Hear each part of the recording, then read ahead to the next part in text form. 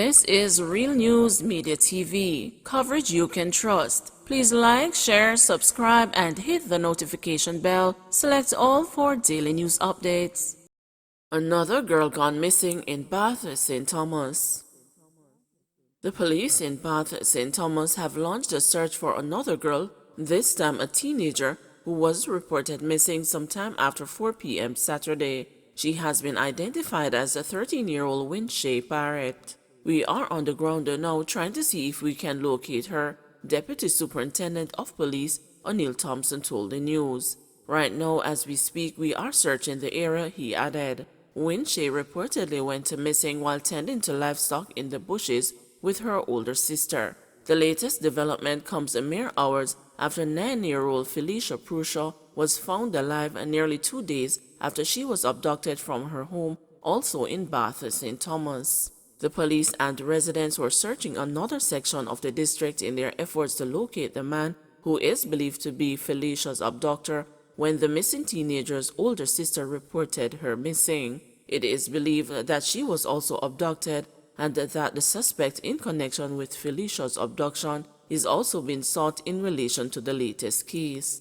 Thompson said the police are continuing their search for the suspect. While the entire nation has been rejoicing following news that Felicia was found alive and taken to the hospital for medical checks, another family is now on the edge and are praying that they too will be quickly reunited with their loved one. Teen robbed, set on fire after meeting man on gay site. A St. James man who reportedly went to Flankers in Montego Bay, St. James last Monday to meet a man he met on a gay dating site is now in hospital in critical condition after he was abducted, robbed, had his penis partially severed, and then set on fire. According to police investigators, they are now searching for 3 men, including the person the injured 18-year-old man went to meet. According to police reports, the victim told investigators that the man he met on the gay dating site said he was from Flankers and asked to meet at a location in the St. James community last Monday. He reported that upon reaching the agreed spot, he was met by 3 men who abducted him and robbed him of his bank card, cell phone, and other valuables. They then beat him, forcing him to divulge his banking information. According to the police, the victim was held at a location while the men went to an ATM where they tried to use the bank card to withdraw money. They were unsuccessful, police told the news, in reference to their attempt to get cash from the man's account. So they returned to where they were holding their victim, and on this occasion he was forced to transfer money into an account that they gave him.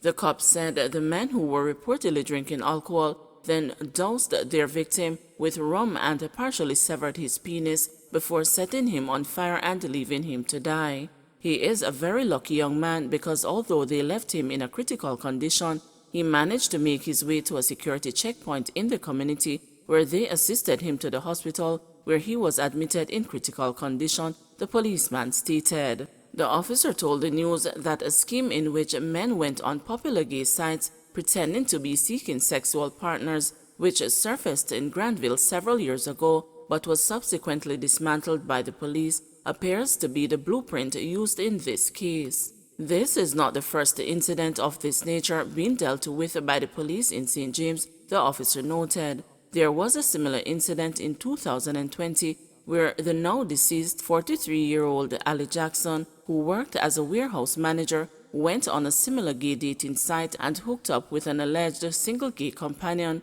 who lured him to the retirement community. Jackson, unlike this young man, was not so lucky because on January 29, 2020, he left to meet his supposedly gay date during his lunch break, but he never returned to work as he went missing, continued the cop. 1 week after he was reported missing, the police got some leads and discovered Jackson's X-Trail motor vehicle, which was set on fire and abandoned in retirement. This led to 1 suspect being taken into custody. Jackson's decomposed body was later found in a shallow grave on a property on the border of the retirement and gutters communities. 2 men, 19-year-old Patrick Williams and the 22-year-old Tessica Vassell, were arrested and charged in connection with Jackson's death. Ladies of the night struggle with COVID rules. Ladies of the night who operate in and around St. Catherine are fuming that some members of the public continue to describe them as an unruly set, especially when it comes to adhering to protocols outlined by health authorities to curtail the spread of COVID-19. Some of the women say they make it their point of duty to hand sanitize, wear a protective mask if necessary, but the biggest challenge they face is to maintain social distancing while on the job. The police officers who operate in the St. Catherine area are not amused. St. Catherine police say they have stepped up their efforts to clamp down on those members of the public who continue to breach the Disaster Risk Management Act, and one of the groups that continue to make their jobs difficult are prostitutes, who are regularly seen operating after curfew hours. Police sources say some of the mentioned females are now operating with lookout personnel who alert their members when local authorities are approaching, especially after curfew hours come into effect.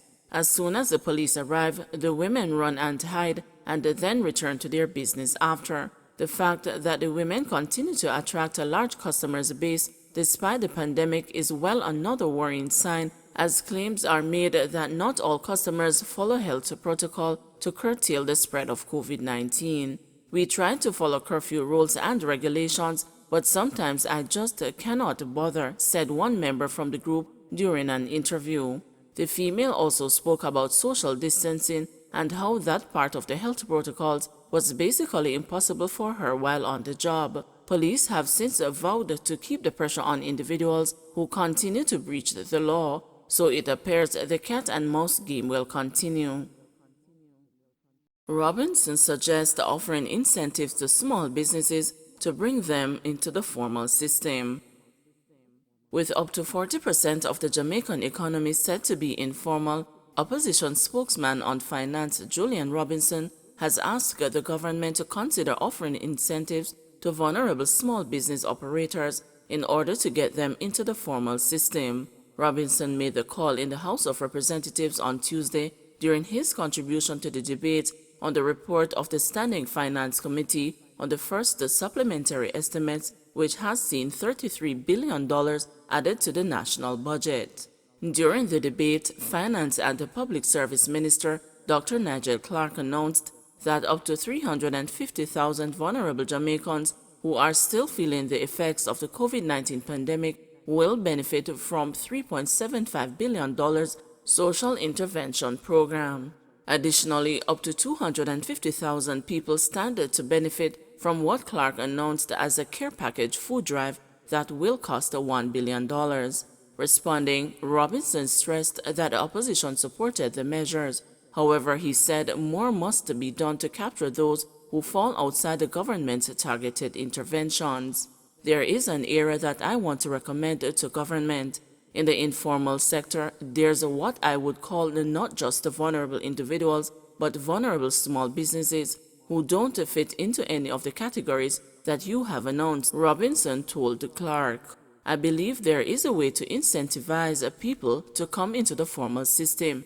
I'm talking about the pan chicken man, I'm talking about the hairdresser, I'm talking about the people who do the nails at home. They don't necessarily pay taxes, but they contribute to economic development and they're a critical source, Robinson continued. The opposition spokesman argued that there is a way to bring them into the formal net by providing some support, for example, offering a first-time payment, but if you want the second or third payment, then you have to register so that you can come into the formal system so that they become innocent taxpayers. I say this because 40% of our economy, unlike many other economies, is informal. We are unique, Robinson stated. He said all parliamentarians are aware of significant numbers of persons who did not benefit from the original care program offered by the government last year and who still do not fall into any of the categories, Clark announced on Tuesday. So yes, there's an attempt to deal with them, and I applaud that, but I believe we can go a little further by incentivizing, whether it's by using the vaccine as a carrot to pull persons in or otherwise, so that you can make them formal, Robinson said. Murders down, but crime still a worry in Manchester. There is a 21% reduction in murder, but head of the Manchester Police, Superintendent Lloyd Darby says the South Central Parish is seeing an increase in 3 categories of crime since the start of the year when compared to the corresponding period last year. We are not where we would want to be at this time, and so far, 7 major crimes. We are seeing an increase in 3 categories, namely larceny, robbery, and rape.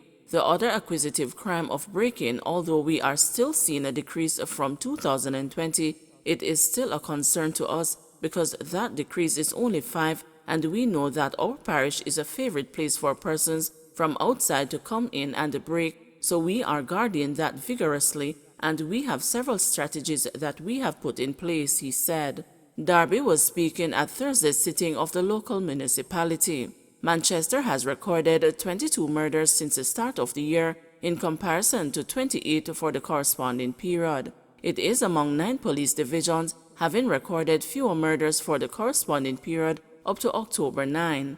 The divisions are St. Andrew Central, St. Andrew North, St. Catherine North, Trelawney, St. Mary, St. Anne, Manchester, St. Elizabeth, and St. Thomas. 25 shootings have been recorded in Manchester since the start of the year, the same number for the corresponding period last year. Overall, we have 319 serious crimes, and this compares to 293 serious crimes for 2020, which is an increase, said Darby. He said the police were progressing with investigations into 3 recent murders in the division, including Royal Flat, Manchester Central, Ferron District in Clarendon, Spalding Police Area, and the Christiana Manchester North East. I must say that while these incidents were 2 days apart, they are not in any way connected based on our investigations, and we are progressing, he said. In responding to a question by Councillor Mario Mitchell, Belfield Division, People's National Party, as to whether there were active gangs in Manchester, Darby described the threat level as moderate. We have 2 gangs that have been operating in Manchester for quite a while. We have done a lot of work in demobilizing these gangs. One of them is the 100-man gang in Greenvale. The other is the 3 Chains gang led by Boomhead. It is a moderate threat level that we categorize it to be at this time, said Darby. The issue of scamming is a phenomenon that creates a lot of violence, and when these scammers have disagreements, where recently we saw an upsurge in the comfort era resulting from these activities. We have done some work by arresting some persons, he added. Darby said 60 people were arrested for breaches of the Disaster Risk Management Act. During September, we managed to arrest 60 persons who were caught breaching the DRMA. We see this as an important area. We see that our duty and our effort to reduce the spread of the pandemic, and the plan is that we will increase our arrest for this month of October, he said. He said that in the past month, the police seized 8 pistols. We managed to seize 8 firearms from the streets of the parish. 6 of these firearms were seized through stop and search efforts on the road, while 2 were seized from an operation at a house resulting from those seizures. We had 8 persons being arrested and charged for illegal possession of firearm. Don't forget to like, share, subscribe, and hit the notification bell. Select all for daily news updates.